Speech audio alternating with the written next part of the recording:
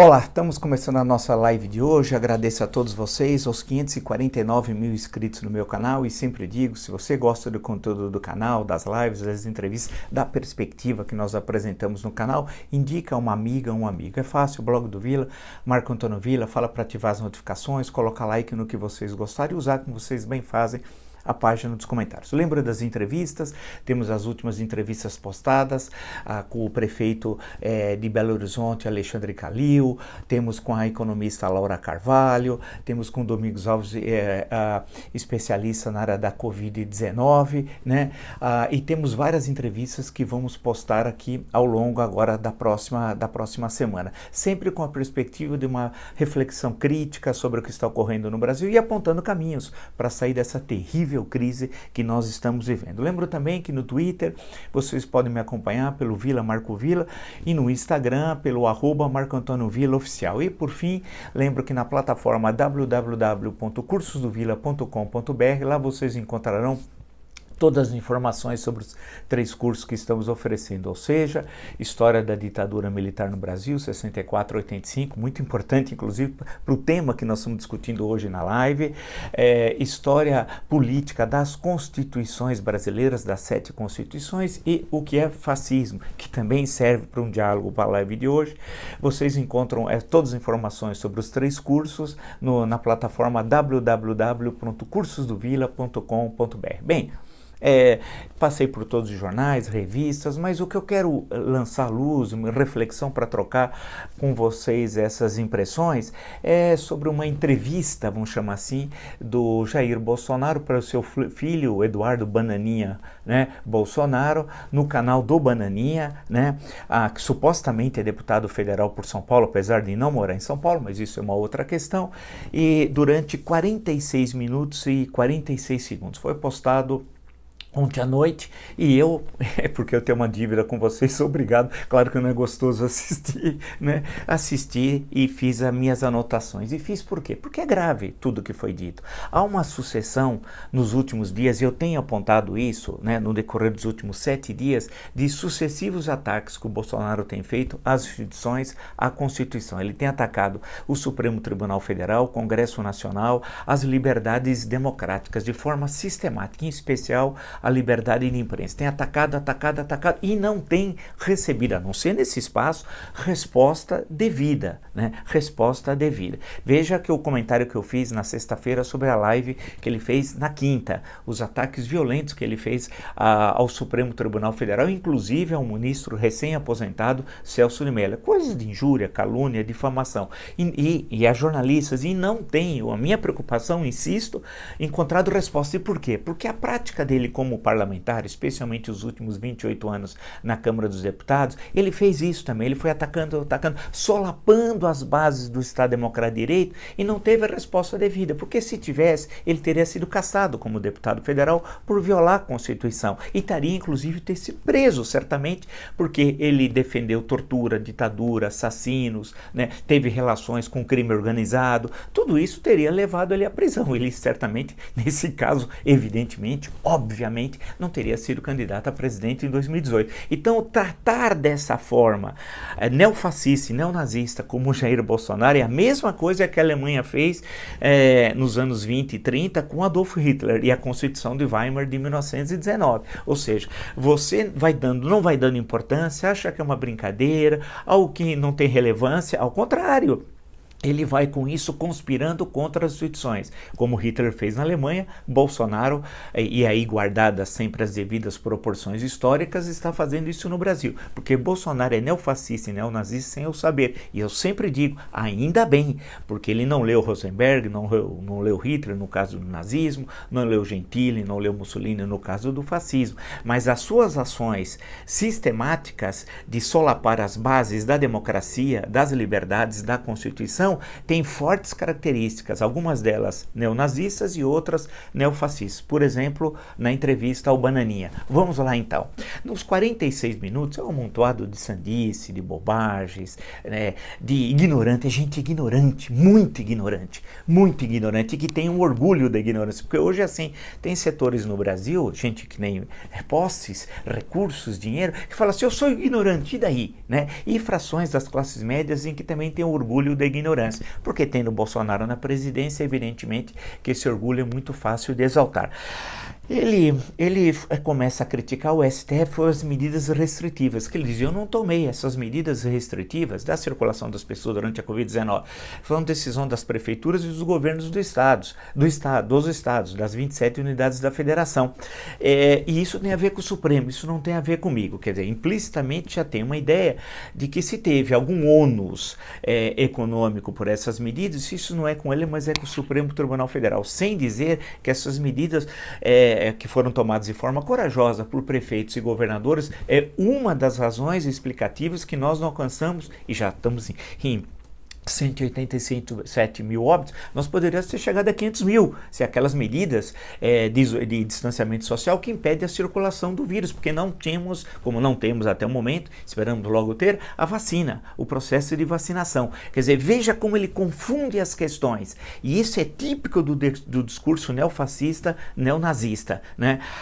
E atacando uma das instituições basilares da democracia do Estado Democrático Brasileiro, que é o Supremo Tribunal Federal, que teve um papel no nosso balanço, que nós vamos fazer um balanço do ano de 2020, falar a importância de ter tem defeitos, tem isso, tem aquilo, é verdade, como tudo, mas o Supremo Tribunal Federal foi uma grande barreira para impedir um golpe militar que poderia ter ocorrido no Brasil entre abril e maio desse ano. Vamos lá. Ele também, depois de atacar as medidas restritivas, fala do auxílio emergencial, que nós conseguimos com isso enfrentar a situação. Mentira, porque o valor de R$600 foi determinado pela Câmara dos Deputados. O Paulo Guedes, seu ministro da Economia, queria R$200 e enviou o projeto com R$200. A multiplicação por 3, que foi essencial para a sobrevivência dos mais pobres, dos invisíveis, né? Incrível essa definição no Brasil, e que permitiu que a queda do PIB não fosse de menos 9, como era estimado, mas que será provavelmente entre menos 4,5 e menos 5, né, por cento, que já é terrível, mas poderia ter sido muito maior, como era estimado pelo Fundo Monetário Internacional. Portanto, foram essas medidas corajosas tomadas pela Câmara dos Deputados, né, que impediu uma tragédia muito maior do que nós estamos vivendo. Então, ele também mentiu pela segunda vez e atacou implicitamente o Congresso Nacional. Duas instituições, Supremo e Congresso Nacional.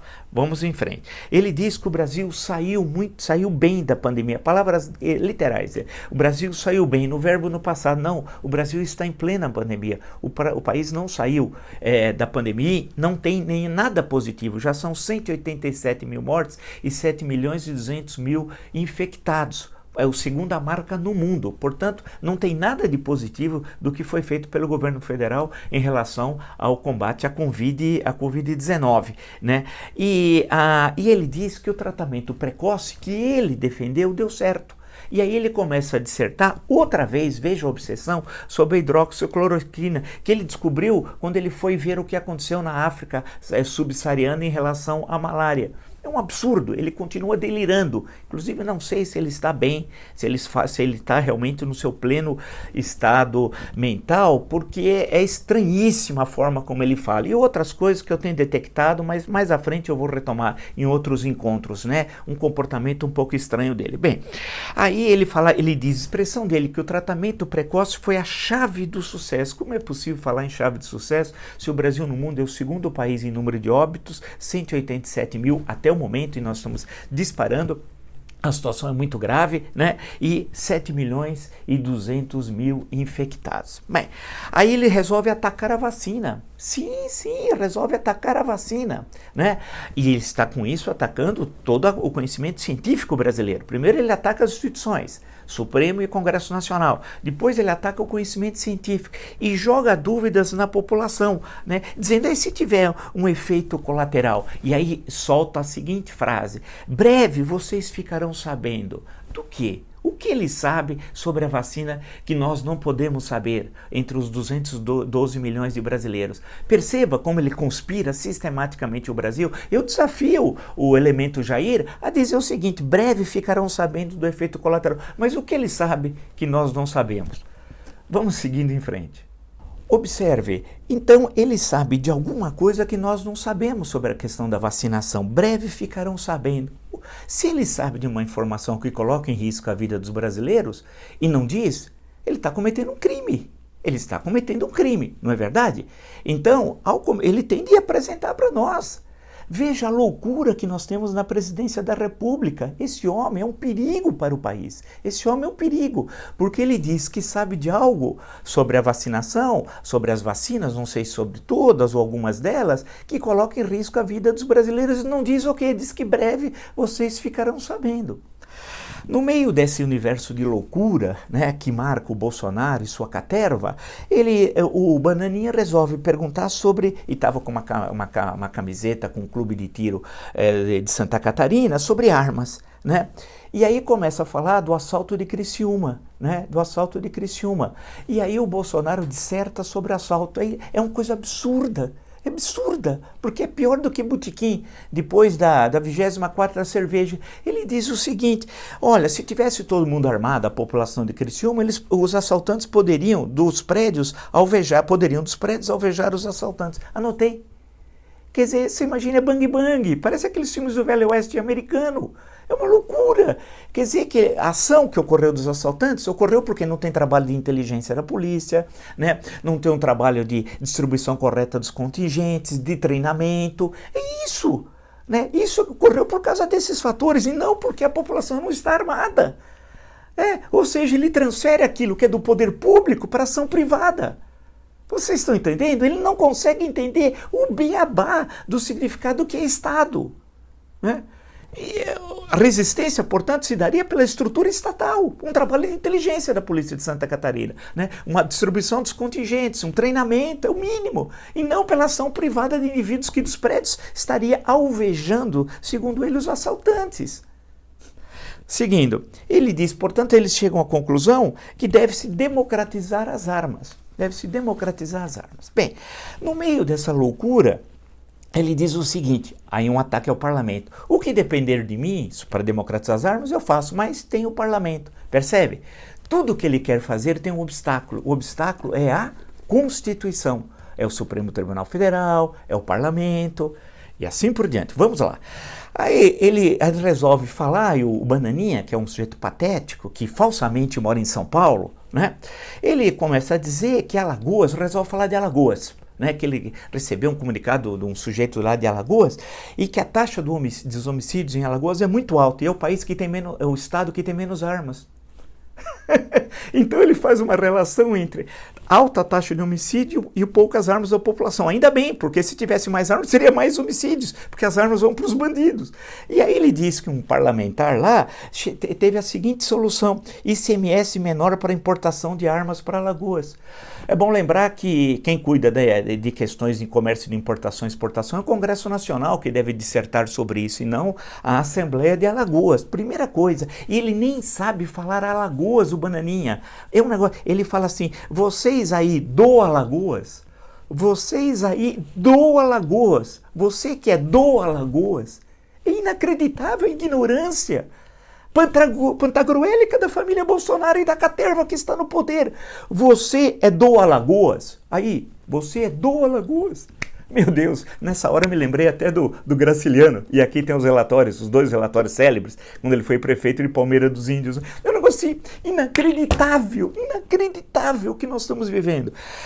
Aí, subitamente, ele resolve, o Bananinha perguntar ao pai, todo ensaiado, sobre liberdade de imprensa, né? E aí o Bolsonaro falou que o gabinete do ódio é atacado covardemente. O gabinete do ódio é que produz as fake news que estão sendo investigadas pelo Supremo Tribunal Federal. Por isso que eles recuaram no processo eleitoral, né? É bom lembrar que no relatório de 1.150 páginas, o primeiro relatório da Polícia Federal, o Carlos Bolsonaro, chefe do gabinete do ódio, é citado 43 vezes. 43 vezes. E eles estão com muito medo, porque foi estendido os dois, o do fake news, houve uma extensão, como também do inquérito sobre as fake news, como sobre os atos antidemocráticos, por mais de 90 dias pelo ministro Alexandre de Moraes, e vai pegar a quadrilha que está dentro do Palácio do Planalto, chefiada por Jair Bolsonaro, quadrilheiro. Né? Aí ele resolve dizer assim: imprensa canalha, Bolsonaro diz, imprensa canalha, lixo, vocês ganhavam dinheiro, agora não tem mais dinheiro meu. Assim, todo mundo sabe como a Secom distribui as verbas de propaganda, né? A gente sabe muito bem, vocês substituíram os blogs sujos do PT pelos blogs sujos, entre aspas, agora dos bolsonaristas, e está provado inclusive nas investigações que nós conhecemos até o momento sobre fake news e os atos antidemocráticos, e também para rádios e canais de TV que vocalizam o discurso neofascista e neonazista. E esses canais e essas rádios, que são concessões públicas, nós temos de discutir seriamente, inclusive essa questão de concessões no futuro, de forma democrática. Não como o PT queria ter o tal de controle social, que era outra forma de censura, né? Nós precisamos recolocar essa discussão no campo democrático. Bem, aí ele fala o ataque à Argentina, etc. Tal, que precisamos de uma imprensa isenta, porque a imprensa prejudica os investimentos externos de capital estrangeiro no Brasil, porque como ela não é isenta, ela dá uma imagem que o Brasil não é o que está ocorrendo, e o Brasil poderia estar, a expressão dele, voando, se não fosse a imprensa. Ataque à liberdade de imprensa. Veja, já tinha atacado o Supremo, tinha atacado o Parlamento, né? E aí agora ele começa a atacar a imprensa.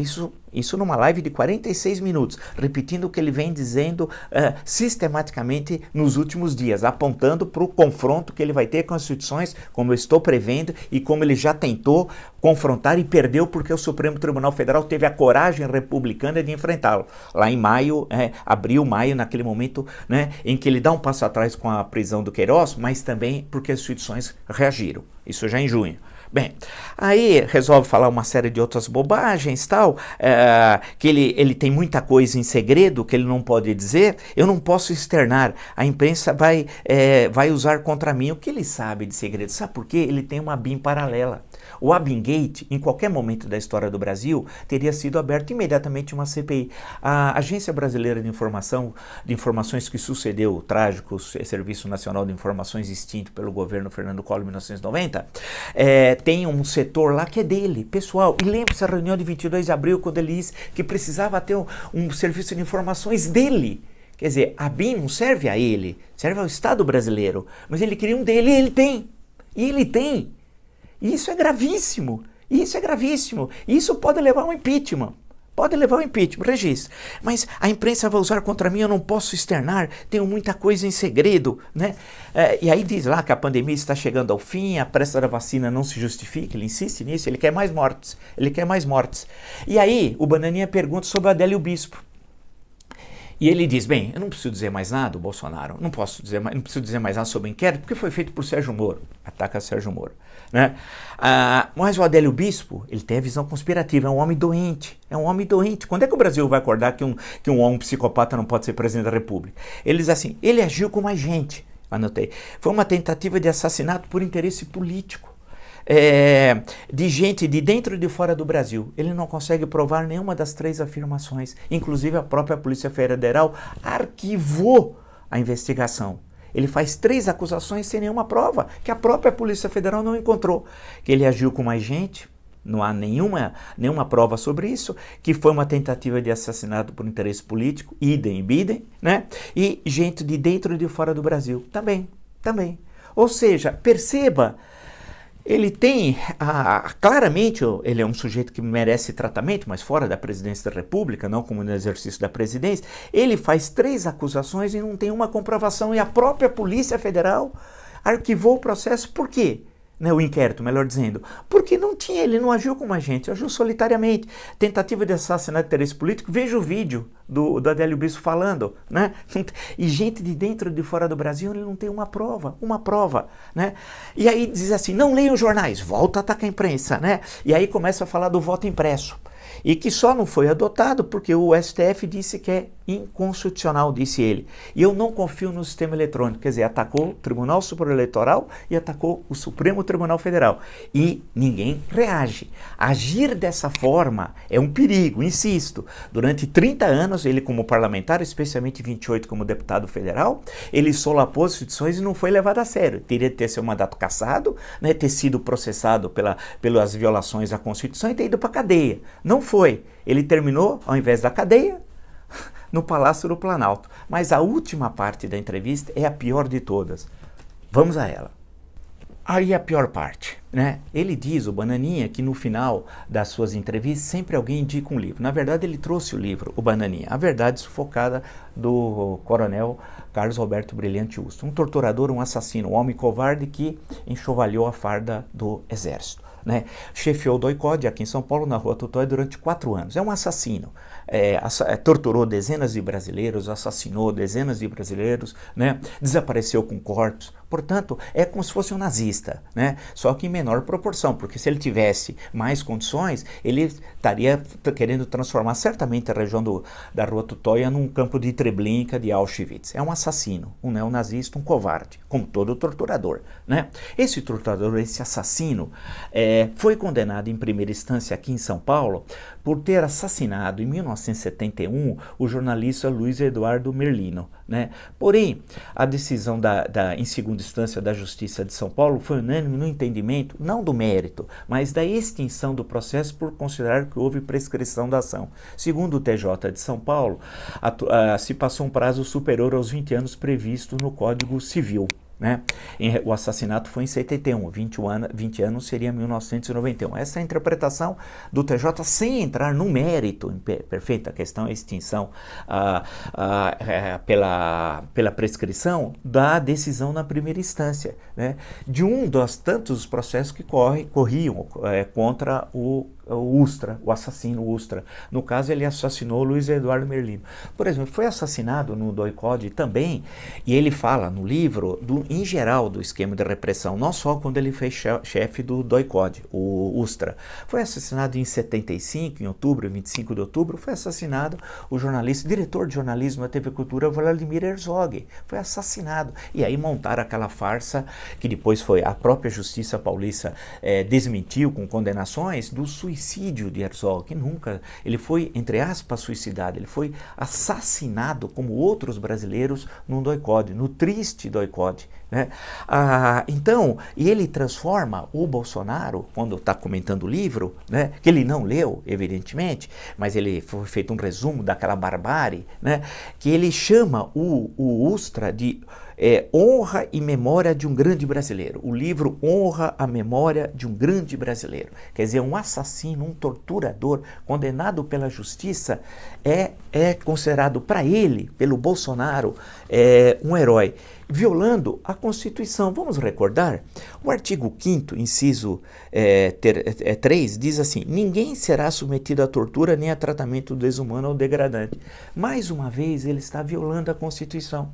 E até o momento dessa live, eu não vi nenhuma resposta da sociedade, de sindicatos, de ONGs, de partidos políticos, sobre a ode, né, o elogio que ele fez à tortura e a um assassino.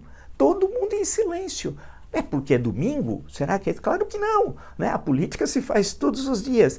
E ele diz o seguinte: olha o absurdo, que no DOI-CODE os presos eram tratados com toda a dignidade, expressão dele, que eu fiz questão de anotar, no pau de arara, na cadeira do dragão, com choques, estupros, torturas, né? É a coisa mais... Se você pega todas as descrições que tem no livro Brasil Nunca Mais, é uma coisa assim aterradora. Tratado com toda a dignidade. Quantos foram assassinados no DOI-CODE com a participação direta do Ustra, assassino, torturador? E o presidente da República do Brasil, veja se isso é possível no Chile, alguém dizer que durante a ditadura do Pinochet, alguém foi tratado com toda a dignidade no Estado Nacional, onde foram fuzilados tantos chilenos. E brasileiros, inclusive.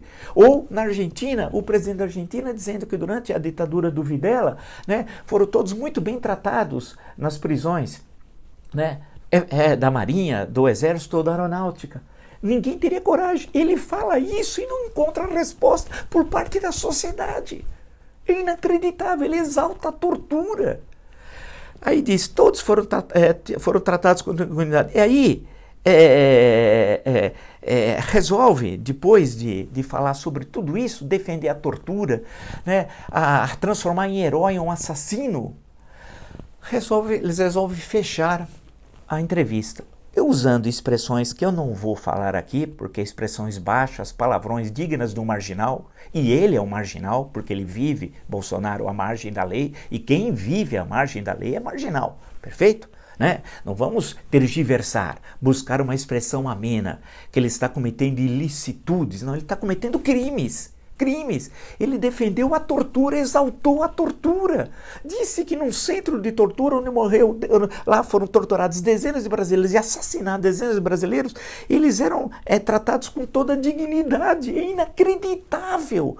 No pau de arara, na cadeira do dragão, com choques, né? Sem processos, porque não tinha processo, não tinha nada, não tinha ordem legal, nada, é tudo extra legal. E depois muitos eram levados para locais clandestinos, né? E nessa relação que tinha a OBAN, a Operação Bandeirantes, entre o DOI-CODE e o DOPS, chefiado por um outro assassino, o delegado Sérgio Paranhos Fleury. Não é possível que depois de toda a documentação que nós temos, né, com documentação reconhecida internacionalmente, com todos os relatos, com a participação da justiça em condenações, ele exalte um torturador, violando a Constituição. E aí no final, nessa conversa terrível, diabólica com o filho, né, ele termina dizendo assim, acabou a teta para vocês, se dirige à imprensa, acabou a teta para vocês. E usou uma outra expressão que eu não vou falar aqui, que é a linguagem de marginal, que é a linguagem que ele conversava com o Rony Lessa, amigo dele, assassino de Marielle Franco, que morava no condomínio dele, em frente à casa dele, eles eram íntimos, né, ou com Queiroz, outro meliante, ou com o Adriano, esse capitão, amigão dele, que eles foram na cadeia dar medalha para o Adriano, medalha Tiradentes, a mais alta honraria da Alerj, e todo o escritório do crime com quem ele se relacionava. O Bolsonaro é miliciano, ele é um homem do submundo do Rio de Janeiro, que chegou ao poder em Brasília, por questões que não vem a pena levantar nessa live, mas já discutimos ao longo de tantas lives, no arquivo do canal vocês encontram. E aí ele se dirigiu à imprensa, depois de ter dito, não vou dizer, um palavrão. Depois falou, acabou a teta para vocês, disse assim, o fim de vocês está próximo. Repito, ele disse, já lá no minuto 44, mais ou menos, são 46 minutos, o fim de vocês está próximo. Quer ameaça maior do que essa? É preciso mais o quê? Eu fico pensando com meus botões, como se diria antigamente. É preciso mais o quê? Ele atacou o Supremo Tribunal Federal, atacou o Congresso Nacional, atacou a Constituição, as liberdades democráticas, defendeu tortura, atacou a imprensa e disse o seguinte, o fim de vocês está próximo. É preciso mais o quê para que as instituições ajam? É preciso mais o quê para que a sociedade civil reaja? O que é preciso? Não é levar a sério? Olha que isso está tendo um custo para o Brasil. Durante 28 anos como deputado federal, ele solapou as instituições. Chegou à presidência da República de forma oportunista. E está destruindo a democracia brasileira. E ameaçando. Vai ter resposta. No interior da democracia, das liberdades, que é a única resposta que os democratas têm. E utilizando o nosso instrumento, que não é as armas, como ele, que é um covarde. Não, é a Constituição. É a Constituição. Isso é central. Está na hora do Brasil acordar. Sob risco de amanhã nós temos um ditador no Palácio do Planalto, com o Supremo fechado, Congresso fechado e impondo o neonazismo, o neofascismo, que ele advoga, sem conhecê-lo, ainda bem, como política de Estado. Está mais que na hora da reação da sociedade brasileira. Reagir antes que seja tarde demais. Se você gostou dessa live e de tantas outras do meu canal, está entre os 500 e 49 mil inscritos, muito obrigado mesmo, né? Indica um amigo, o blog do Vila, Marco Antônio Vila, dica para ativar o sininho, as notificações, colocar like no que vocês gostarem e usar como vocês bem fazem a página dos comentários. Lembro também que nós temos uma série de novas entrevistas que foram postadas no canal, entrevistas, veja com o prefeito de Belo Horizonte, Alexandre Calil, com a economista Laura Carvalho, com o físico Domingos Alves falando da Covid-19, vejo a reportagem sobre a exposição dos gêmeos na Pinacoteca do Estado, no Twitter vocês podem me seguir pelo Vila Marco Vila e no Insta pelo @Marco Antônio Vila Oficial. Né? E nos cursos, acesse a plataforma www.cursosdovila.com.br. Nos encontramos amanhã, sempre defendendo a democracia, as liberdades e tendo como norte a Constituição. Até!